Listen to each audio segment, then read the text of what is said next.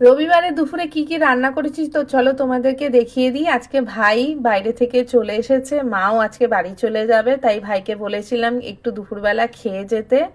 আর এখানে করেছিলাম কচুর শাক ইলিশ মাছের মাথা দিয়ে ঘন্ট। কে কে ভালোবাসো ইলিশ মাছের মাথা দিয়ে কচুর শাক অবশ্যই আমাকে কমেন্ট করে জানিও। একটু এর মধ্যে বাদাম আর ছোলাও দিয়েছিলাম, আর সোমবারে দিয়েছিলাম শুকনো লঙ্কা, তেজপাতা, পাঁচফোড়ন, আর নারকেল কোড়া আর জিরে বাটা আর লঙ্কা বাটা দিয়েছিলাম।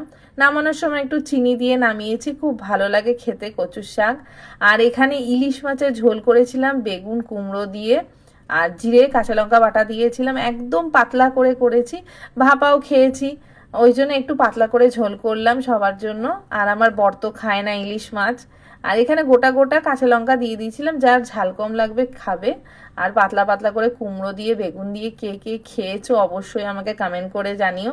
আর যদি না খেয়ে থাকো অবশ্যই করে দেখে, মানে এত ভালো লাগে খেতে। কুমড়োটাও দারুণ লাগে তখন খেতে, আর বেগুন দিয়ে তো ইলিশ মাছ সবাই খায়। তো তোমরা অবশ্যই আমাকে জানিও কে কে খেয়েছো, অবশ্যই বানিয়ে খেয়ে দেখো, খুব ভালো লাগে। আর যেহেতু বর খাবে না তাই জন্যে আজকে দেখো লাল লাল করে একদম কষা কষা মুরগির মাংস করেছিলাম আলু দিয়ে। একদম ওর আজকে একটু ভাজা মশলা দিয়েছিলাম এর মধ্যে, খুব ভালো লাগে। বর সেদিন বললো খুব ভালো হয়েছিল ভাজা মশলা দেওয়াতে। তো তাই আজকে মাংসটা করেছি একদম শুকনো শুকনো তেল তেলে করে, কেননা বেশি খাবে না, মানে 2-4 জনই খাবে। তো তাই জন্যে আজকে আর বেশি ঝোল রাখিনি।